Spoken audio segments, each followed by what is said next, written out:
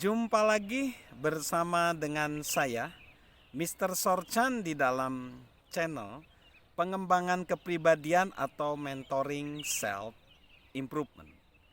Pada saat ini kita akan belajar bagaimana kita bisa justru merangkul atau menjadikan kegagalan atau kekeliruan sebagai sahabat terbaik kita. Menjadikan kegagalan atau kekeliruan menjadi sahabat terbaik kita.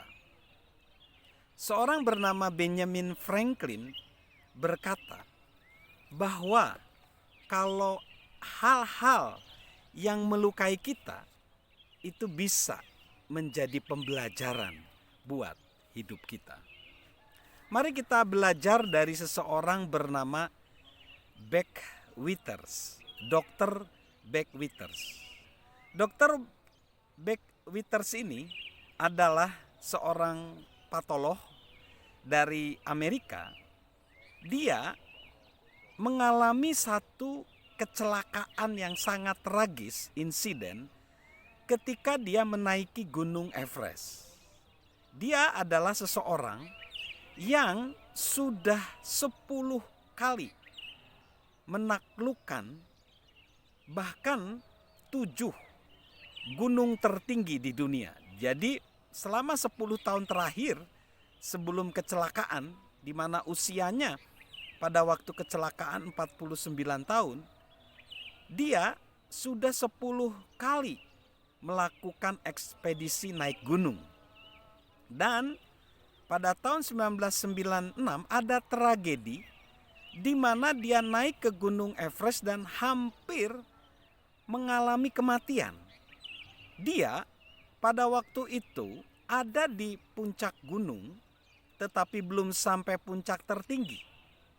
Dan dia mengalami insiden karena cuaca buruk. Jadi dia tertimpa dengan es dan dia betul-betul pingsan karena dingin. Dan dia ditinggal oleh rekan-rekannya.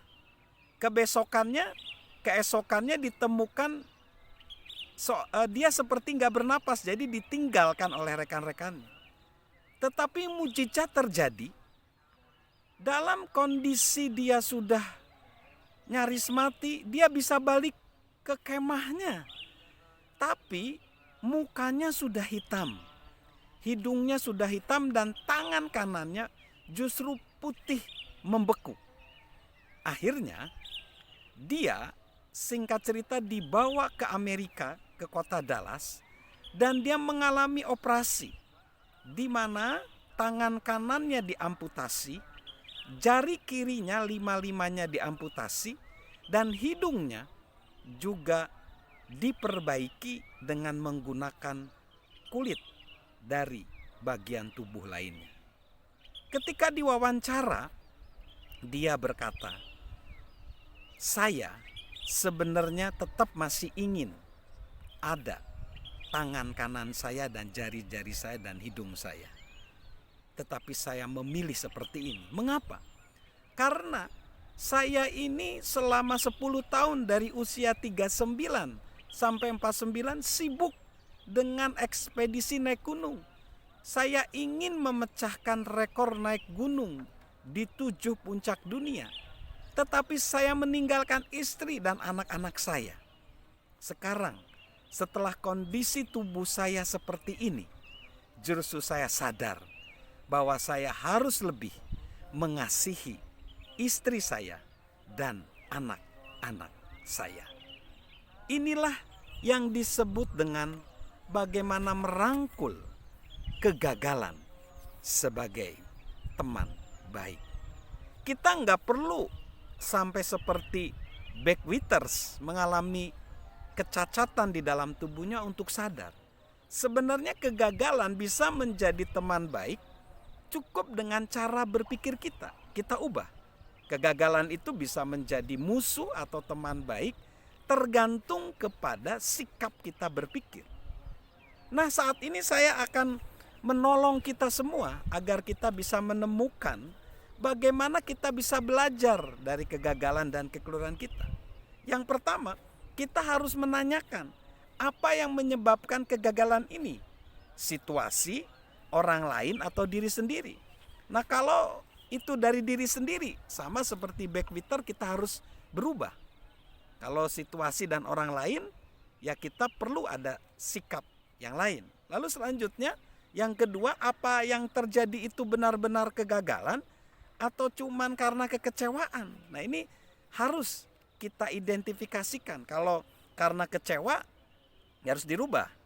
Tapi kalau jadi jangan sampai kita seperti cerita yang diceritakan oleh Presiden Ronald Reagan tentang pengarang daripada Tri Musketeer, Alexander Dumas.